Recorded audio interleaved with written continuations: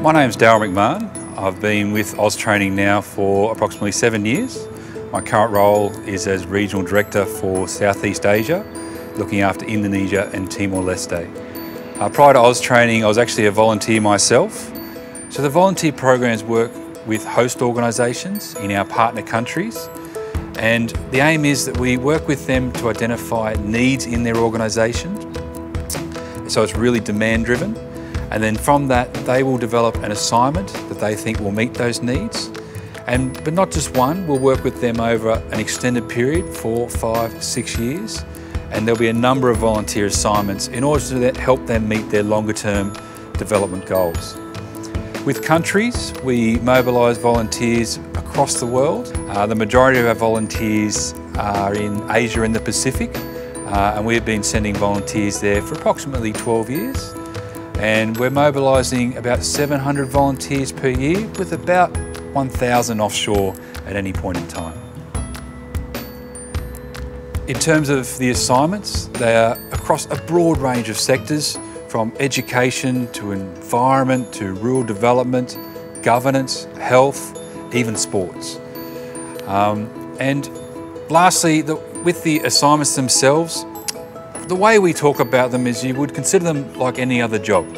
So the host organisation will advertise the assignment, which is a role that they need to fill a need, and you will apply to it just like you would a job. There's an application process, an interview process, and the only difference is there's quite an extensive induction process before you mobilise offshore. Volunteers are provided with a wealth of support, both pre-mobilisation, while they're on their assignment, and post-assignment. So pre-mobilisation, they'll receive things like their medical insurance, getting that organised. A big part of it is the pre-mobilisation training, where all the volunteers will come together for up to a week and receive training in things like capacity building, cross-cultural training, and how to best utilise their assignment experience. It's also where they'll meet their fellow volunteers for the first time, and they are their first line of support while on assignment, so it's a very important step. We also walk them through the process leading up to the mobilisation. Once they are in country, they are supported throughout their time by an in-country management team, starting from an in-country orientation where they are taking through even simple things like banking, where all the medical facilities, police and shopping, food, those sorts of things are. Getting them settled into their accommodation is a key point, and language training. And then throughout their assignment, the in-country management team work closely with the host organisation to help them through any challenges they may face. They're also supported from a mental health and wellbeing point of view by our external providers. Upon their return, they are eligible to join the alumni, which is a program that is increasing in size as we increase the volunteer numbers. And they increase the active in the community, and volunteers are seeing that as an opportunity where they can take their volunteer experience and translate it back to Australia. Other terms of support is they have a living and accommodation allowance throughout their time in country, which means that they are able to theoretically undertake the volunteer assignment at no cost to themselves. We will fly them there and fly them back, which is always a big bonus.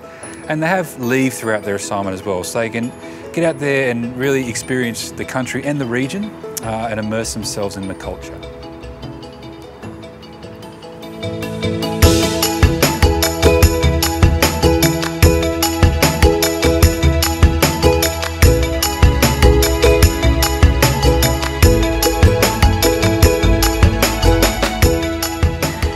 The AVID program is very committed to a human rights-based approach to international development and to all aspects of their work.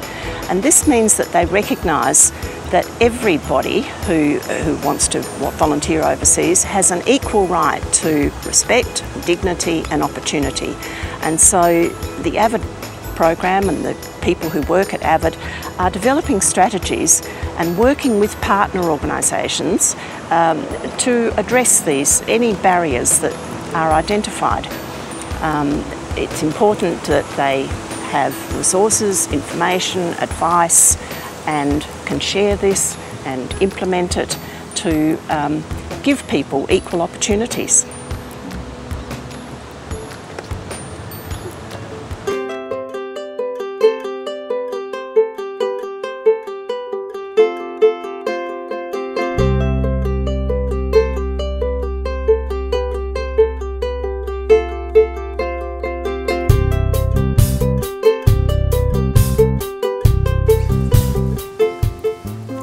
My role in Samoa was a deaf empowerment officer. My role was to empower deaf adults and involve them in the program to make sure that they're going to leadership programs, being involved in the deaf community and trying to teach them some extra skills. Why I decided to volunteer was originally part of my uni degree. My degree was International Social Development. So that was involving the community development side of things. And then I realised that we're very lucky in Australia to have all these things and that other countries weren't the same. They didn't have what we had. So I thought it would be a good experience to broaden my knowledge and also support our neighbours. So before I applied, my initial concern was a normal concern, what a lot of people have when they're applying for things. Will I get it? Will I not? But really, AusTraining were fantastic. They were really fine, very inclusive, and I was very lucky. I learnt a lot, and they also learned a lot, how to book interpreters and how to work with a deaf person. One of my key achievements of my experience in Samoa would be working with the women of the group. I really felt like I had a connection with them. I felt that I empowered them more than what I did with the men. I had a group of 25 people and only 2 of them were females. The other females thought they weren't allowed to go and they thought they better stay at home. So I think they had a big part of my role there. Also personally, I taught one of the females how to drive. She thought that she couldn't, firstly because she's deaf and secondly because she's a female, and just to see her face learning something new, that was wonderful to see. So my volunteering experience benefited in so many ways, both professionally and personally. Personally, it gave me a huge insight to how other deaf people in other countries live, how they manage their life, and how fortunate we are in Australia. We have access to so much and we definitely do take a lot for granted compared to other people. They're happy with any bit they can get there.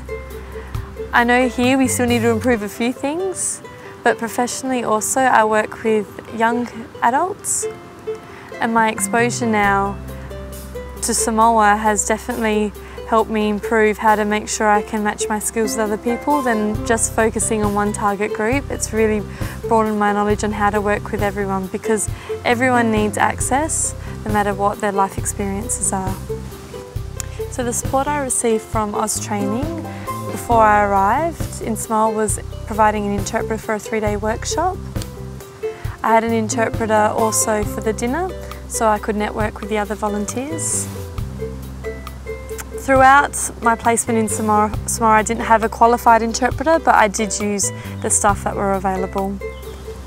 My only requirements were to have an interpreter. I'm sure if I did need other things, AusTraining definitely would have provided that for me.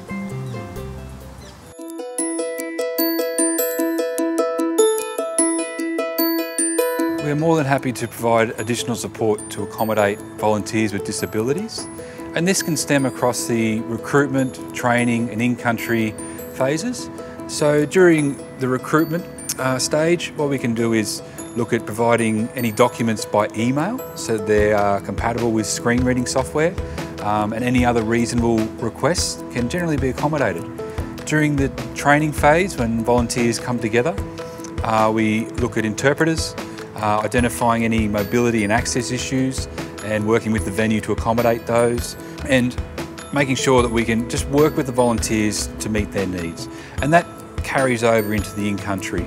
So looking at interpreters again, working with the volunteers to identify and accommodate their needs, and particularly working with host organisations and the workplace, identifying any issues there and then working with them to overcome them. Some examples would be ramps. and possibly rearranging the office for someone with a visual impairment. So the basic message is that we will work with a volunteer to help identify anything that we can do to help them become a volunteer.